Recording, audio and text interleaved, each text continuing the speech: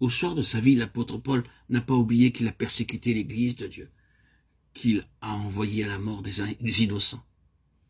Mais c'est Dieu qui justifie, qui condamnera. Christ est mort. Bien plus, il est ressuscité. Romains 8, 33, 34. Christ est mort. Telle est la réponse de l'apôtre lorsque le douloureux passé se dresse devant lui et vient l'assaillir.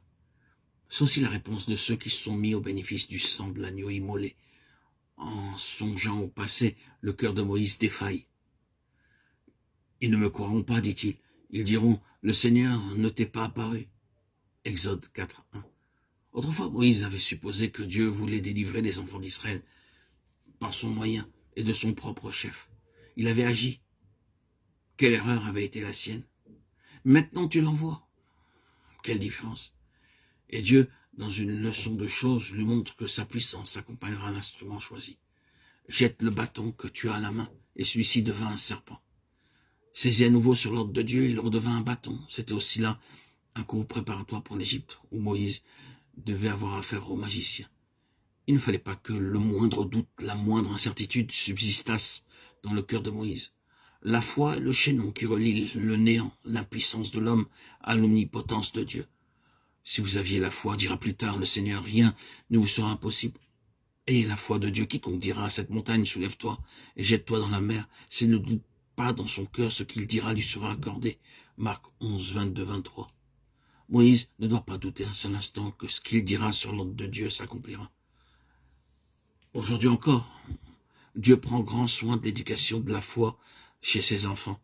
La foi dans l'arme qu'il place entre leurs mains, l'épée de l'esprit qui est la parole de Dieu, laquelle est puissante pour renverser les forteresses.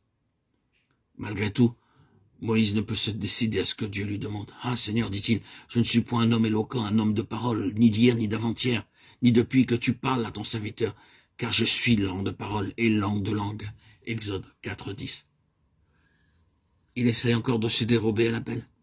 D'abord, il a dit « Qui suis-je ? Je n'ai ni position, ni influence, ni autorité. » Puis, il a suggéré l'incrédulité possible des Israélites. Ils ne me croiront pas.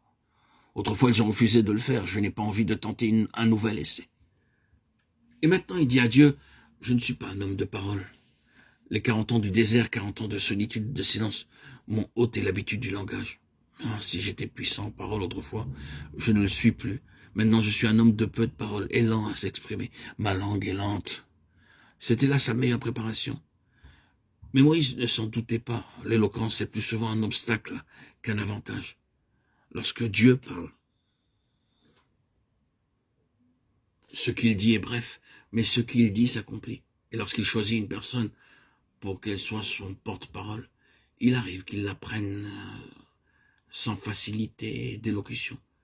Mais il peut d'autant mieux s'exprimer par elle.